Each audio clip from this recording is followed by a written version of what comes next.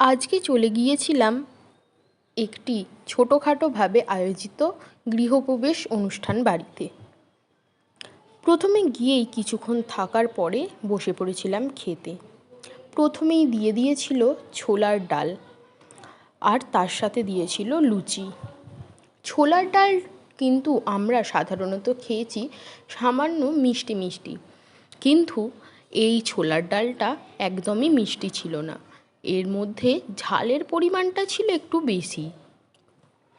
তো যাই হোক, ঝাল ঝাল ছোলার ডালের সাথে লুচি কিন্তু খেতে বেশ ভালোই লাগছিল।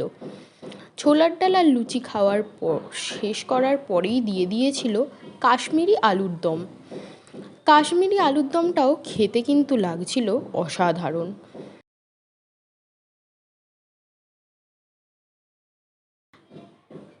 আলুর দমের গ্রেভিটা ছিল বেশ ভালো খেতে।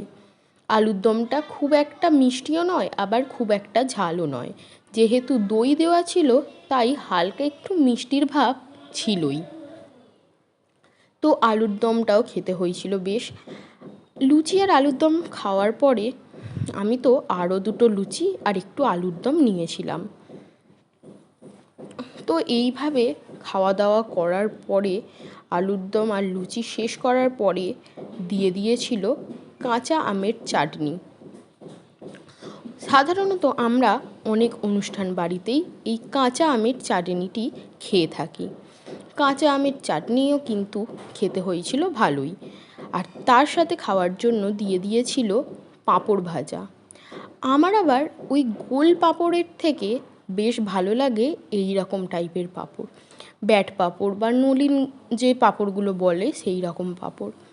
তো তারপরে ব্যাট পাঁপড় দিয়ে আর চাটনি দিয়ে একটু খেলাম, বেশ ভালোই লাগলো। আর তারপরে দিয়ে দিয়েছিল গন্ধরাজ রসগোল্লা, কিন্তু রসগোল্লার মধ্যে গন্ধরাজের কোনো ফ্লেভারই ছিল না। যাই হোক, এইভাবেই শেষ করলাম আজকের খাওয়া দাওয়া। এই রকম ভিডিও যদি ভালো লাগে চ্যানেলটা সাপোর্ট করুন। ডিসক্রিপশন অন খাওয়া দাওয়া আয়েশ করো।